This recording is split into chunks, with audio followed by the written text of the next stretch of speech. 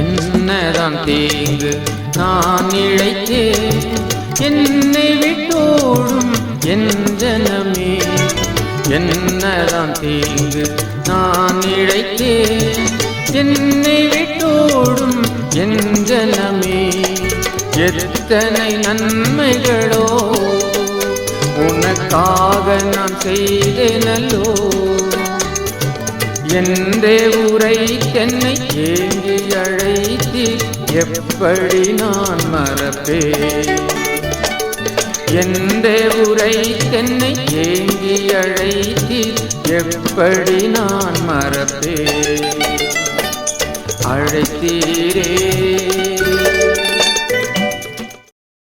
கர்த்தருக்குள் அன்பானவர்களே, அனுதினமும் கிறிஸ்துவுடன் தியான வேளைக்கு உங்களை அன்புடன் அழைக்கிறோம். இன்றைய தியானத்திற்கான வேத வாசிப்பு 1 தெசலோனிக்கேயர் 1ஆம் அதிகாரம் வசனங்கள் 2 முதல் 8 வரை. தியானத்திற்கான தலைப்பு துன்பத்தின் பாக்கியம். என் நிமித்தம் உங்களை நிந்தித்து துன்பப்படுத்தி பலவித தீமையான மொழிகளையும் உங்கள் பேரில் பொய்யாய் சொல்வார்களானால் பாக்கியவான்களாய் இருப்பீர்கள். மத்தேயு 5:11. இந்த பாக்கிய வசனம் அன்றாட வாழ்வின் யதார்த்த நிலைக்கு சற்று முரண்பட்டதாக தெரிகிறதல்லவா? நம்மை பிறர் துன்பப்படுத்தினால், நமது வாழ்வின் சாயலுக்கே சேறு பூசப்படுமானால் அது எப்படி நமக்கு சந்தோஷத்தை தரும்?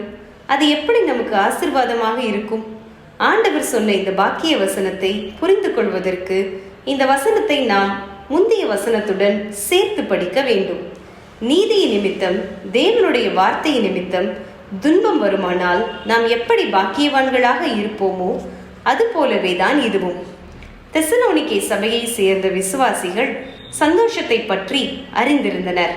இதனால் தான் பவுல், நீங்கள் மிகுந்த உபத்திரவத்திலே பரிசுத்த ஆவியின் சந்தோஷத்தோடே திருவசனத்தை ஏற்றுக்கொண்டு எங்களையும் கர்த்தரையும் பின்பற்றுகிறவர்கள் ஆனீர்கள், 1 தெசலோனிக்கேயர் 1:6 என்று எழுதியுள்ளார்.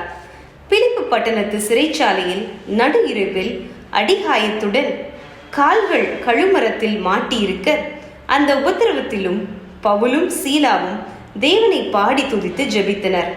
பின்னால் இந்த சந்தோஷத்தை பற்றி பவுல் பிலிப்பு பட்டணத்து சபைக்கு எழுதிய கடிதத்தில், நீங்கள் மருளாதிருக்கிறது அவர்கள் கெட்டு போகிறதற்கும் நீங்கள் ரட்சிக்கப்படுகிறதற்கும் அத்தாட்சியாய் இருக்கிறது. இதுவும் தேவனுடைய செயலே. ஏனெனில் கிறிஸ்துவினிடத்தில் விசுவாசிக்கிறதற்கு மாத்திரமல்ல, அவர் நிமித்தமாக பாடுபடுகிறதற்கும் உங்களுக்கு அருளப்பட்டிருக்கிறது. பிலிப்பியர் 1:28 முதல் 30 என்று குறிப்பிட்டுள்ளார்.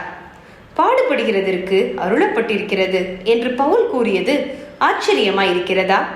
இந்த பாடு கிறிஸ்துவில் நாம் கொண்டிருக்கும் விசுவாசத்து நிமித்தம் வந்தது என்பதை நாம் கவனிக்க வேண்டும்.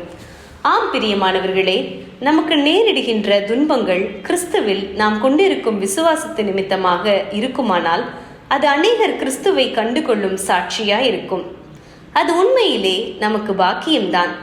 பவுல் அனுபவிக்காத உபத்திரவங்களா? ஆனால் சந்தோஷமாயிருங்கள் என்பதையே அவர் திரும்ப திரும்ப எழுதுகிறார். ஆம், அந்த துன்பம் அவருக்கு பாக்கியமாக இருந்திருக்கிறதல்லவா? நாம் தேவ நீதியில் வாழும்போது நாம் முகம் கொடுக்கின்ற சகல நிந்தனைகளுக்கும் தீமையான மொழிகளுக்கும் மிகுதியான சந்தோஷமும் பலனும் கிட்டும் என்பது உறுதி.